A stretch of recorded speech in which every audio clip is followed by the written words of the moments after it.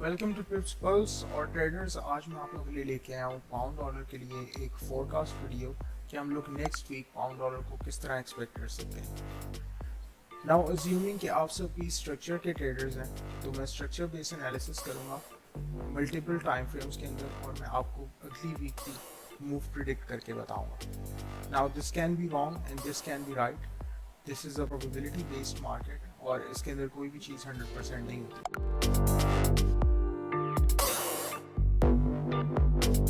Okay, so let's start. सबसे पहले हम लोग देख लेते हैं मंथली टाइम फ्रेम को। मंथली टाइम फ्रेम की बात की जाए तो मंथली टाइम फ्रेम के अंदर हम लोगों का जो स्ट्रक्चर है वो सेल के अंदर है। हमारा जो ट्रेंड है वो भी बेरिश है और इस टाइम पे जो प्राइस कर रही है वो बस एक रिट्रेसमेंट या पुल बैक आप उसको कह सकते हैं, और वो सिर्फ एक रिट्रेसमेंट है। वो एक स्पेसिफिक लेवल तक मार्केट वहाँ रीच करेगी और फिर उसके बाद हम लोग अपनी एक सेल अच्छी स्विंग पकड़ सकते हैं वहाँ से। लेकिन monthly is very huge time frame और उसको कंप्लीट होने के अंदर, उसके रिट्रेसमेंट को भी इवन कंप्लीट होने के अंदर काफ़ी महीनों लग सकते हैं। सो हम लोग मंथली से थोड़ा सा डीप डाइव करते हैं कि वीकली हमें क्या इन्फॉर्मेशन देता है। ओके, सो अगर वीकली टाइम फ्रेम की बात की जाए तो वीकली टाइम फ्रेम का स्ट्रक्चर भी बुलिश है और वीकली टाइम फ्रेम का ट्रेंड भी बुलिश है। और लास्ट के अंदर इसने इंटरनली 5 मिनट्स कंप्लीट किए थे, जो मैंने अपने स्टूडेंट्स को बताया था कि ये अपना स्ट्रक्चर शिफ्ट कर देगा। अगर आप यहाँ से देखें तो ये 1 2 3 4 ये 5 वेव्स कंप्लीट हो गई और 5 वेव्स कंप्लीट होने के बाद हम लोग एक्सपेक्ट कर सकते हैं अगर ये इंटरनल के अंदर भी कंप्लीट हो जाए तो ट्रेंड जो है वो रिवर्स हो जाता है। अब यहाँ पे ट्रेंड रिवर्स हो चुका हुआ है।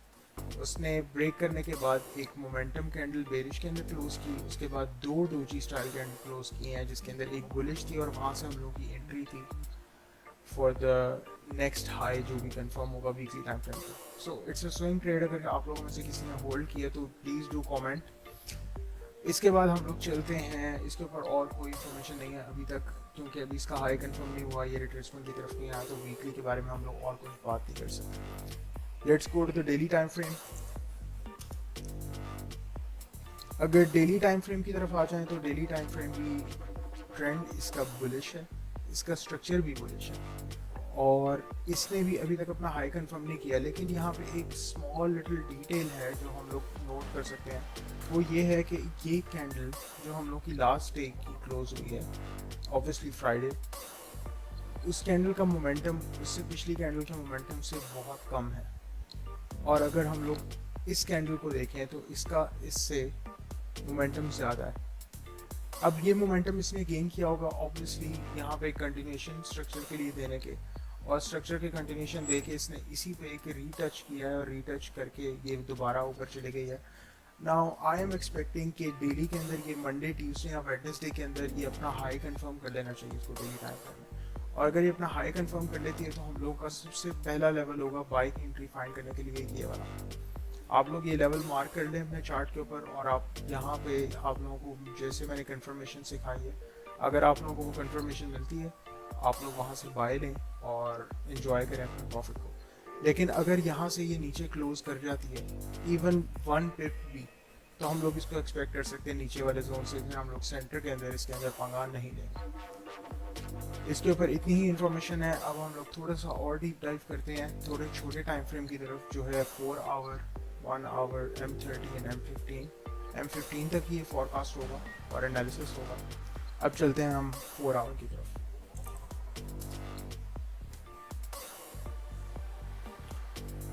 अगर हम लोग 4 आवर की बात करें तो यहाँ पे भी स्ट्रक्चर हम लोग का बुलिश है, यहाँ पे भी ट्रेंड हमारा बुलिश है और बुलिश के बाद इसने यहाँ पे बहुत अच्छी ट्रेड भी हम लोग को दी है लास्ट वीक। और इसको अगर आप लोगों ने एंजॉय किया तो तब भी आप प्लीज़ नीचे कमेंट्स करें और लाइक करें इस वीडियो को, सब्सक्राइब करें अगर और इस तरह के फॉरकास्ट और एनालिसिस देखना चाहते हैं। Okay, so let's come back to the analysis.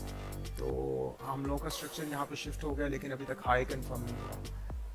As it is daily वाला सीन यहाँ पे बना हुआ है। अगर यहाँ पे हम लोग को 2 कैंडल, एक कैंडल तो हमारे पास मोमेंटम बेरिश आ गई है, दूसरी कैंडल भी हमें मोमेंटम चाहिए, वो भी बेरिश क्लोज चाहिए, तो हम लोग इसका हाई कंफर्म समझेंगे और फिर हम लोग इसको रिट्रेसमेंट के लिए देख सकते हैं। लेकिन यहाँ पे एक छोटा सा मसला ये है कि ये जो जोन बन रहा है ना पहली एंट्री लेने का, जो हमारा सपोर्ट एंड रेजिस्टेंस जोन है, वो बहुत बड़ा है। अब इसका इतना बड़ा होने की वजह से हम लोग यहाँ पे एक बाई नहीं ले सकते, बिकॉज इसका एसएल बहुत बड़ा हो जाएगा ऑब्वियसली। हम लोग एटलीस्ट इसके नीचे रिट्रेसमेंट चाहिए या फिर इससे ऊपर क्लोज चाहिए। यहाँ पे एक हाई कंफर्म होने के बाद ट्यूसडे या वेडनेसडे ये ऊपर एक बार कंटिन्यूएशन कर दिया अपने स्ट्रक्चर की, स्ट्रक्चर क्लीन हो जाएगा और फिर वहाँ से हम लोग ट्रेड लेंगे। लेकिन अभी यहाँ पे ट्रेड करने वाला जोन नहीं बना हुआ, तो यहाँ पे हम लोग ट्रेड का पंगा नहीं लेंगे।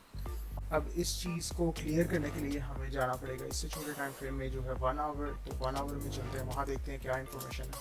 अगर 1 आवर की बात की जाए तो 1 आवर जो है हमारा वो भी बुलिश है स्ट्रक्चर, लेकिन ट्रेंड उसका अभी तक बुलिश नहीं हुआ क्योंकि हम लोगों के पास 5 वेव्स अभी एक्सटर्नल के अंदर नहीं लगे। लेकिन वही 5 वेव्स हम लोग की कंप्लीट हो जाएंगी अगर एक कैंडल जो है दोबारा स्ट्रक्चर कंटिन्यू कर दे, और वो स्ट्रक्चर कंटिन्यू कर सकती है बिकॉज हम लोग का जो हाई है वो H1 के अंदर कंफर्म हो गया यहाँ पर। अगर हम लोग की मंडे की या ट्यूसडे की कैंडल एक भी इससे ऊपर क्लोज होगी H1 की, तो यहाँ से हम लोग की एक नई रेंज बन जाएगी और उस नई रेंज के अंदर हम लोग क्लीन ट्रेड्स फाइंड करेंगे। लेकिन अभी यहाँ पे भी ट्रेड करने का जोन नहीं बना हुआ। क्यों? क्योंकि सबसे पहला जो जोन आपके पास बनता है यहाँ पे ट्रेड करने का वो है ये, और ये खुद एक बहुत बड़ा जोन है और इसके नीचे एक कैंडल अभी क्लोज भी हो गई है। और इस कैंडल के नीचे अगर एक और जोन फाइंड किया जाए तो वो ये जोन बनता है, और ये जोन भी बहुत बड़ा है। आपका एसएल बहुत नीचे जाएगा, इतना बड़ा एसएल देना ही नहीं हमने मार्केट को। और अगर इसके अलावा थर्ड जोन की बात की जाए तो ये पूरा का पूरा स्ट्रक्चर ही जोन है। यहाँ पे हम लोग एक बेरिश मूव एक्सपेक्ट कर ही नहीं सकते, और ये जोन मार्केट इजीली ब्रेक नहीं कर सकती। इसको 3 जोन्स ब्रेक करने पड़ेंगे, वो भी एक मेजर टाइम फ्रेम के। H1 is a major time frame, कोई छोटा टाइम फ्रेम नहीं। सो हम लोग H1 के अंदर तो इसको बुलिश ही अभी एक्सपेक्ट कर रहे हैं, और मैं ये एक्सपेक्ट कर रहा हूँ कि यहाँ से कैंडल ऊपर एक बार क्लोज हो, एक नई रेंज बने, और फिर नई रेंज के अंदर हम लोग ट्रेड फाइंड करेंगे और वहीं से ट्रेड लेना बेहतर है। इस जोन को ट्रेड नहीं करना चाहिए। अब बात कर लेते हैं M30 की। तो अगर हम लोग 30 मिनट्स के टाइम फ्रेम में आ जाएं तो 30 मिनट्स का टाइम फ्रेम भी बहुत ज़्यादा कंफ्यूजिंग है, बिकॉज वो सेम FOMC की कैंडल ने जोन बहुत बड़ा कर दिया, और वो जोन पे हम लोग इतना बड़ा एसएल नहीं अफोर्ड कर सकते। ओके, तो अगर M30 की बात कर ली जाए तो M30 के अंदर हम लोग का ट्रेंड जो है वो अभी बुलिश नहीं कंफर्म हुआ एज इट इज़ जैसे H1 का था, और ना ही अभी स्ट्रक्चर हम लोग का रिवर्स हो गया।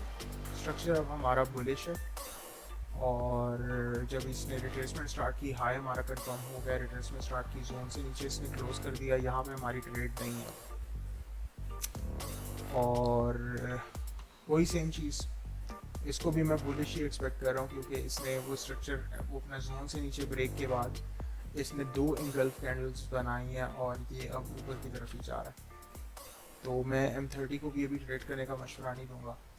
M15 के अंदर भी आए तो अब हमें सेम ही स्टोरी मिलेगी, बिकॉज स्ट्रक्चर FOMC कैंडल ने बिल्कुल अलाइन कर दिए सारे टाइम फ्रेम्स के almost. So the result of this forecast is that H1 में हमें एटलीस्ट 1 या 2 कैंडल इस तरह की चाहिए जो कि इस लाइन से ऊपर क्लोज होती है। जैसे इस हाई से ऊपर क्लोजिंग होती है, हम लोग का स्ट्रक्चर शिफ्ट हो जाएगा, और नए स्ट्रक्चर के अंदर हम लोग दोबारा अपने जोन्स फाइंड करेंगे, और फिर उन जोन्स पे अपॉन कंफर्मेशन हम लोग ट्रेड लेंगे। अगर आप लोग इस तरह का कंटेंट और देखना चाहते हैं, और आप लोगों को और फॉरकास्ट और एनालिसिस या मेरी स्ट्रेटजी के बारे में कोई क्वेश्चन है, आप लोग कमेंट कर सकते, आप लोग लाइक कर सकते हैं। I would really appreciate that.